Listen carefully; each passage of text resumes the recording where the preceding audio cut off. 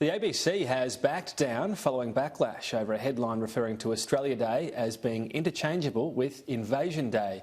This article listed events occurring in capital cities tomorrow, with the two titles given equal place to describe the public holiday.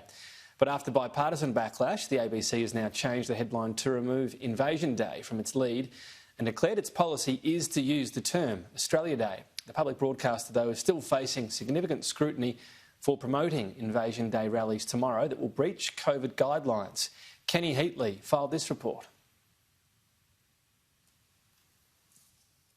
An article and online tweet attracting controversy over an increasingly divisive day.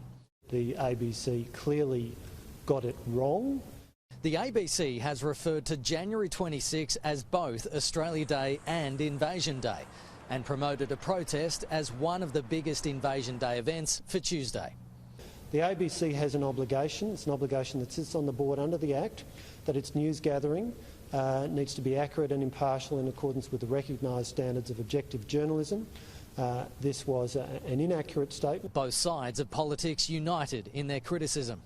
Oh, I think it is divisive, Pete. I think it's disappointing and I think it's wrong. The ABC adopting quite an extreme minority viewpoint and saying it's a perfectly acceptable one, I think really compromises the ABC's charter. There are some extremists in the community who don't think that Australians should even be able to celebrate their own nation and the achievements of that nation. The New South Wales government has described the article as breathtakingly irresponsible, concerned the report may encourage protesters to breach public health orders. If you've ever wanted evidence that the ABC are out of touch with reality, well then yesterday was exactly the case. I've made it very, very clear that I'll be making a formal complaint against the ABC because I just cannot believe that the national broadcaster, funded by the taxpayers of Australia, have decided to take upon themselves to tell people to go to an event that's going to actually put their lives in danger. Do not come in and be part of that public gathering. Find another way to express your views. Invasion Day protesters want to change the date of Australia Day because they say the First Fleet's arrival at Sydney Cove in 1788 is not something they can celebrate. Obviously, our strong preference is for people to express their views without those gatherings because any gathering is a risk during a time when we've just gotten through a major outbreak.